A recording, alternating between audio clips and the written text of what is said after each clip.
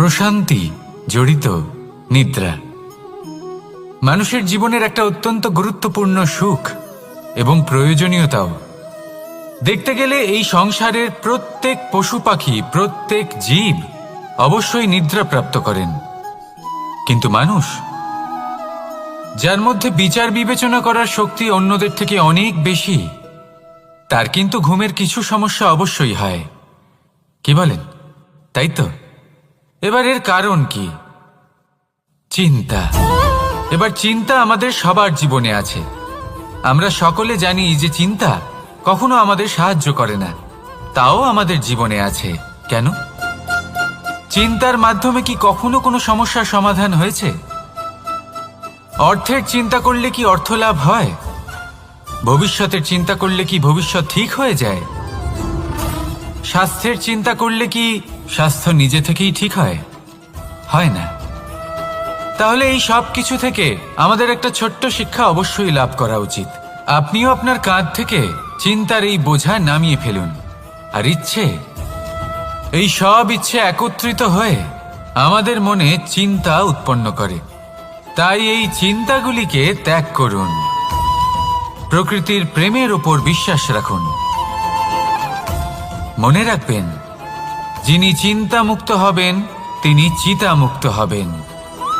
সুখের নিদ্রা প্রাপ্ত করুন, আর নিদ্রায় যাবার আগে আমার সাথে ভালোবেসে বলুন, রাধা রাধা।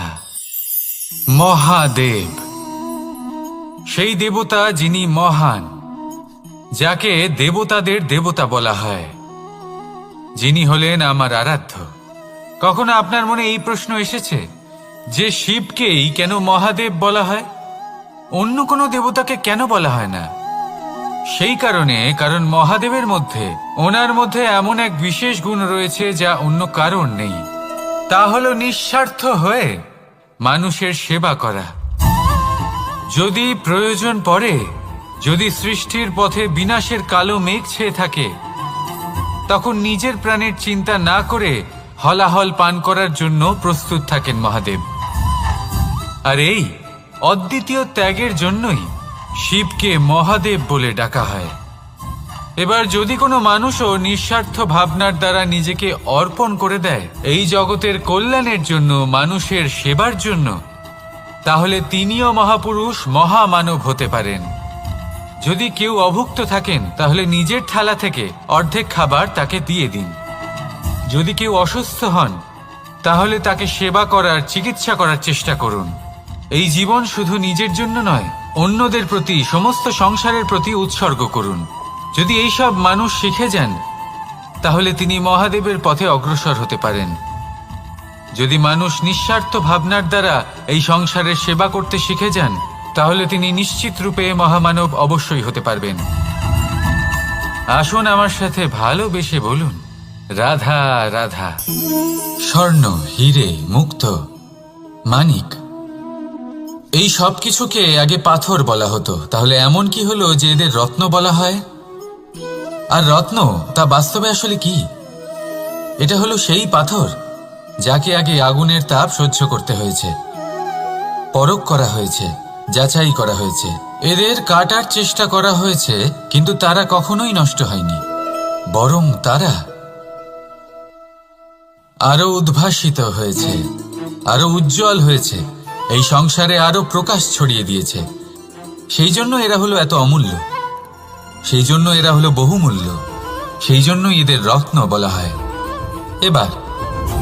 এবার মানুষের কাছেও এই নির্বাচনের অধিকার রয়েছে যে আমরা শুধু পাথর হয়ে থাকব নাকি রত্ন হয়ে থাকব। কিভাবে? আমাদের জীবনেও অনেক সমস্যা রয়েছে, বাধা আছে, বিপত্তি আছে। আমরা সেই বাধার তাপে উত্তপ্ত হই, এই সমস্যা আমাদের কাটার চেষ্টা করে। অনেক মানুষ বিভিন্ন পরিস্থিতি আমাদের ভাঙার চেষ্টা করে, কিন্তু আমাদের নষ্ট হলে চলবে না। যেভাবে এই রত্ন সমস্যার সম্মুখীন হয়ে পাথর থেকে রত্ন হয়েছে, সেইভাবেই আমাদেরও আমাদের সমস্যার সম্মুখীন হয়ে রত্ন হয়ে উঠতে হবে। এই সংসারে প্রকাশের স্রোত হয়ে উঠতে হবে। তাহলে এটাই করুন, আর আমার সাথে ভালোবেসে বলুন, রাধা রাধা। সংসারে সব থেকে বড় শক্তি আসলে কি? কেউ বলবেন শারীরিক শক্তি, কেউ বলবেন অস্ত্রের শক্তি, কেউ বলবেন জ্ঞানের শক্তি। ঠিক আছে, কিন্তু যদি আমি বলি সংসারের সব থেকে বড় শক্তি হল শক্তি কোনো এক তথ্যের, আগে হ্যাঁ, তথ্য। এই তথ্য নিজেই কিন্তু খুব শক্তিশালী, অত্যন্ত শক্তিশালী অস্ত্র হলো এই তথ্য। আর সত্যি বলতে অনুচিত তথ্যের থেকে অনেক বেশি ঘাতক হলো অসম্পূর্ণ তথ্য। যেরকম আজ শাম্ব রুক্মির সাথে করেছে, ওকে অসম্পূর্ণ তথ্য দিয়েছে, তার ফলে বিনাশ হলো। যদি এইভাবেই আপনার কাছেও কোনো অসম্পূর্ণ তথ্য আসে, আর যদি আপনি তা পরখ না করে দেখেন, যাচাই না করে দেখেন, আর নিজের কর্ম করেন, তাহলে উত্থানের বদলে আপনি পতনের সম্মুখীন হবেন। বিকাশের বদলে আপনার বিনাশ হয়ে যাবে। মনে রাখবেন একটা অত্যন্ত গুরুত্বপূর্ণ কথা, সঠিক তথ্য পাওয়া সঠিক তথ্য দেওয়ার থেকে অনেক বেশি গুরুত্বপূর্ণ। আশা করি এই কথা আপনি বুঝেছেন। জীবনে যখনই কোনো তথ্য আপনি পাবেন, সেই বিষয়ে ভেবে দেখুন, পরখ করে দেখুন, যাচাই করুন, তারপর নিজের কর্ম করুন। আর আমার সাথে ভালোবেসে বলুন, রাধা রাধা। ধর্ম এবং প্রেম, এই দুই হলো একই মুদ্রার দুই পিঠ। যদি এদের মধ্যে কোনোটা নষ্ট হয়ে যায়, তাহলে দ্বিতীয়টাও থাকে না। কখনো ভেবেছেন এমন কেন হয়? তার জন্য আগে আপনাকে বুঝতে হবে যে ধর্ম আসলে কি। ধর্ম সেটাই যা এই সংসারের প্রত্যেক মানুষকে একে অপরের সাথে সুখ এবং শান্তিতে থাকতে প্রেরণা যোগায়। এই প্রেরণার আধার হলো প্রেম। প্রেম সেটাই যা আপনার মধ্যে অন্য কারোর প্রতি করুণাবোধ জাগিয়ে তোলে, সম্মান জাগিয়ে তোলে। এবার যদি প্রেম চলে যায়, তাহলে সবার আগে বিনাশ হবে সম্মান আর করুণাবোধের। এবার যেখানে না প্রেম রয়েছে, না সম্মান রয়েছে, না করুণা রয়েছে, সেখানে ধর্ম কিভাবে বাস করবে? অশুভ ইচ্ছে জাগ্রত হয়ে ওঠে, ক্রোধ জাগ্রত হয়ে ওঠে, অহংকার জাগ্রত হয়ে ওঠে, আর তারপর আরম্ভ হয় অধর্মের। তাই যা যা ভাবনা আপনার অন্তরে প্রবেশ করছে করতে দিন, কিন্তু যাই হোক না কেন, এই প্রেমকে নিজের থেকে দূরে যেতে দেবেন না। এই প্রেমকে চিরকাল নিজের কাছে রাখুন, নিজের হৃদয়। আর এই প্রেম ভাব নিয়ে বলুন, রাধা রাধা। মানুষের জীবনে উন্নতি লাভ করার জন্য তিনটি স্তম্ভের প্রয়োজন হয়। প্রথম স্তম্ভ শিক্ষা। এই শিক্ষা আমাদের জ্ঞান প্রদান করে। দ্বিতীয় স্তম্ভ ব্যবসা, যার দ্বারা আমরা ধন উপার্জন করি। তৃতীয় স্তম্ভ হলো আমাদের ঈশ্বর, আমাদের ইষ্ট।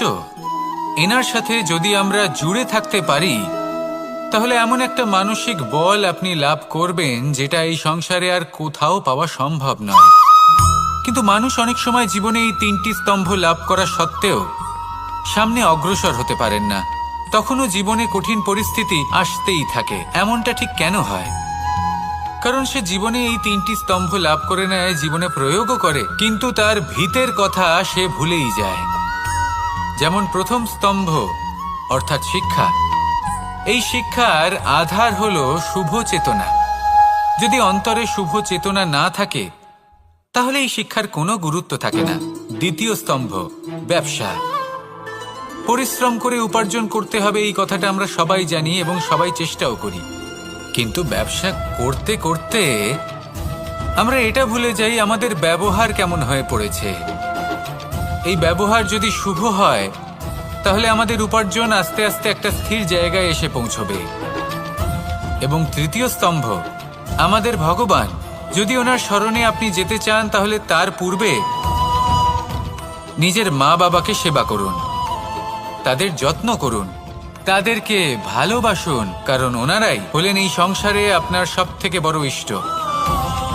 তাহলে তিন স্তম্ভের সাথে সাথে তাদের আধারকেও নিজের জীবনে প্রাধান্য দিন। কোনো সমস্যা আসবে না, জীবনে একের পর এক উন্নতি করবেন এবং এই মন প্রসন্ন হয়ে বলবে, রাধা রাধা।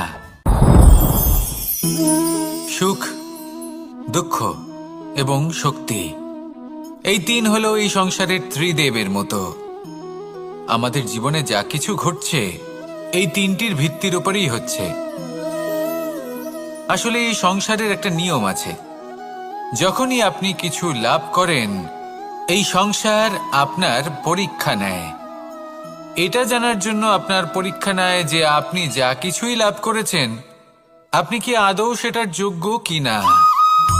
ঠিক সেইভাবেই এই সুখ, দুঃখ এবং শক্তি আপনার পরীক্ষা নিয়ে থাকে।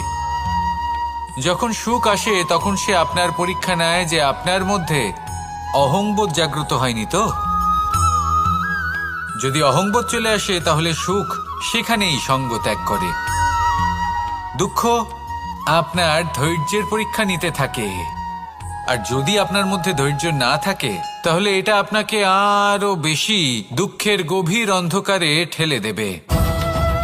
সেখানে শক্তি পরীক্ষা নেয় আপনার বিনম্রতার।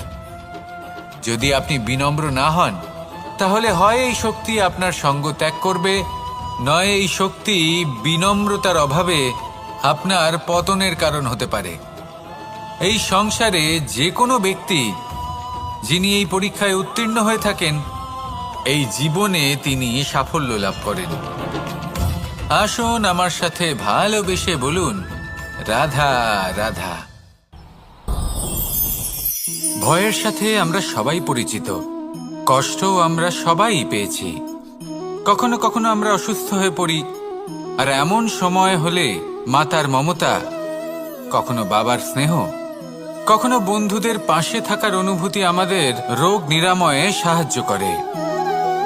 কখনো যদি আমরা নিরাশ হয়ে পড়ি, তখন যদি আমাদের কোনো আপনজন আমাদের দুটো ভালো কথা বলে তখন আমাদের মনোবল বেড়ে যায়। ঠিক তেমন সংসারের এই রঙ্গমঞ্চে যদি আপনি পীড়িত অনুভব করেন, কিছু শুভ কথা আলোচনা করুন, কিছু স্তুতি গান করুন, কিছু মুহূর্তের জন্য হলেও নিজের ইষ্টদেবের কথা স্মরণ করুন আর প্রার্থনা করুন। সাহস বাড়বে, শক্তিও বৃদ্ধি পাবে এবং সামনে এগিয়ে চলার পথও দেখতে পাবেন। তখন এই মন প্রসন্ন হয়ে বলবে, রাধা রাধা। এই সংসারে কখনো কোনো ব্যক্তিকে তার বাইরের পোশাক দেখে বিচার করার চেষ্টা করবেন না, এটা খুব বড় ভুল করবেন। যেমন আমরা জীবনে অনেক সময় এমন করি, ধরুন কোথাও একটা গাছ দেখলাম, খুব বিশাল আকারের একটা গাছ, যেটা মাটির থেকে অনেক উঁচুতে পৌঁছে গেছে, যার বিশাল শাখা আছে। সেগুলো দেখে আমরা ভাবি যে এই গাছে হয়তো কত সুস্বাদু ফল আছে, আমরা সেই গাছের পরিচর্যা করতে থাকি।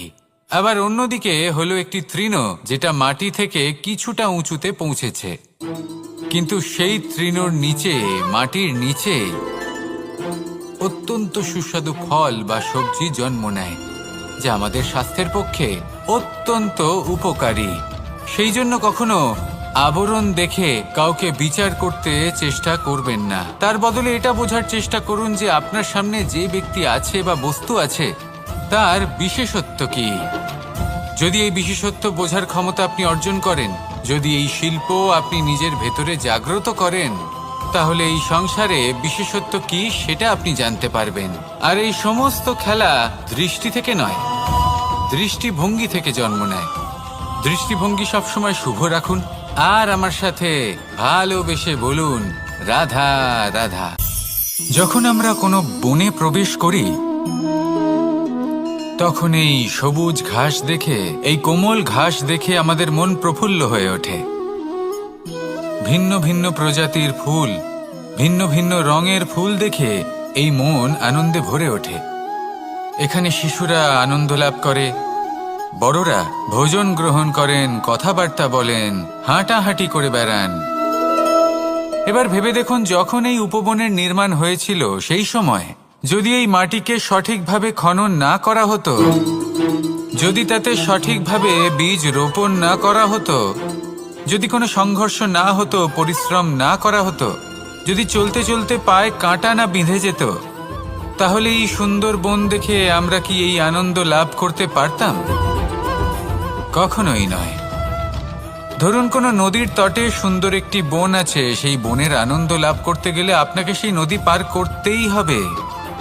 যদি সুখের নদীর কাছে পৌঁছতে চান তাহলে তটে যে কাঁটা রয়েছে সেগুলোর সাথে সংঘর্ষ করতেই হবে। এই সংসারে যদি আপনি সুখ লাভ করতে চান তাহলে সুখ লাভের এই যাত্রা শুরু করতে হবে সংঘর্ষ দ্বারা। তাহলে সংঘর্ষকে স্বাগত জানান, এর পেছনেই সুখ রয়েছে যা আপনার জন্য অপেক্ষা করছে।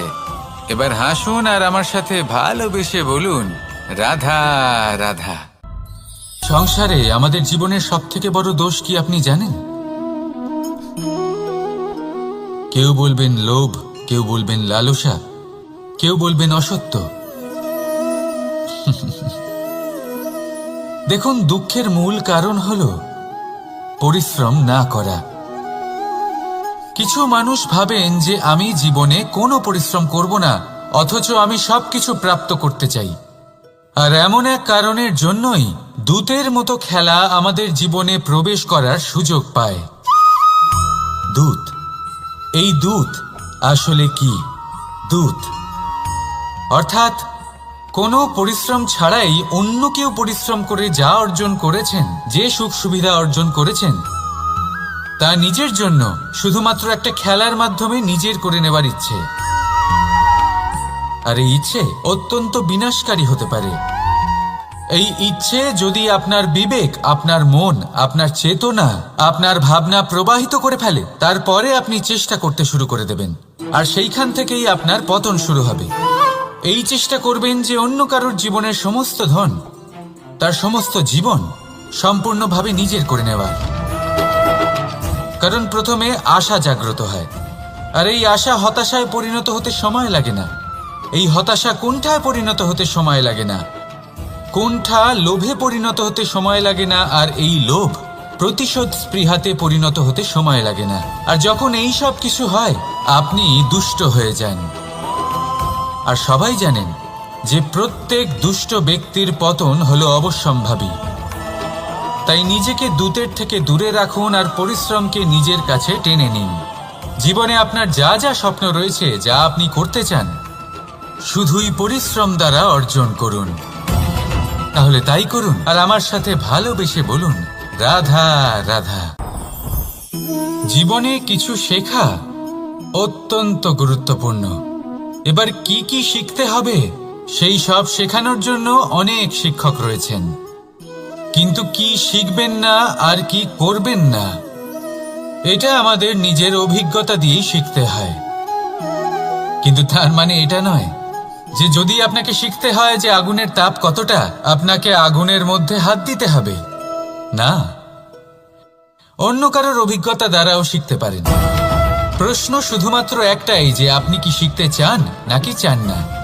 যদি আপনি এটাই ভাবেন যে আমি শুধুই নিজের অভিজ্ঞতা দ্বারাই শিখতে চাই, তাহলে জীবনকাল ছোট মনে হবে, অনেক কিছুই শিখতে পারবেন না। তাই নিজের সাথে সাথে বড়দের অভিজ্ঞতা দ্বারাও শেখা শুরু করে দিন। এই সংসারের অভিজ্ঞতা দ্বারা শিখতে শুরু করে দিন।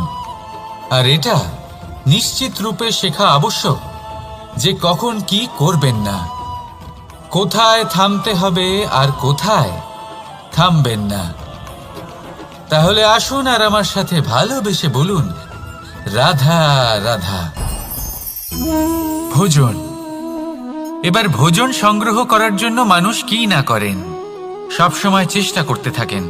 ফসল উৎপাদনের জন্য অনেক পরিশ্রম করতে থাকেন, কিন্তু অনেক সময় অনেক পরিশ্রম করার পরেও ফসল ভালো উৎপাদন হয় না। এর কারণ কি? কারণ হলো এটাই যে আপনি পরিশ্রম হয়তো অনেক করেছেন, কিন্তু আপনার নজর তো সেই বীজের দিকে ছিলই না যা আপনি রোপণ করেছেন। সেই জন্য সবসময় কোনো বীজ রোপণ করার আগে তাকে পরখ করে দেখুন, তা অত্যন্ত আবশ্যক। আর সেইভাবেই যখনই কোনো কর্মের প্রশ্ন আসে, তাহলে সেখানে শুধুমাত্র পরিশ্রম যথেষ্ট নয়। সেই কাজের প্রতি আপনার কর্তব্য কি, আপনার উদ্দেশ্য কি, সেটা জানা হলো অত্যন্ত গুরুত্বপূর্ণ। তাই কর্ম করুন, কিন্তু সেই কর্মের প্রতি আপনার যা উদ্দেশ্য তার মাহাত্ম্য বুঝতে চেষ্টা করুন। তাহলে আসুন আমার সাথে ভালোবেসে বলুন, রাধা রাধা।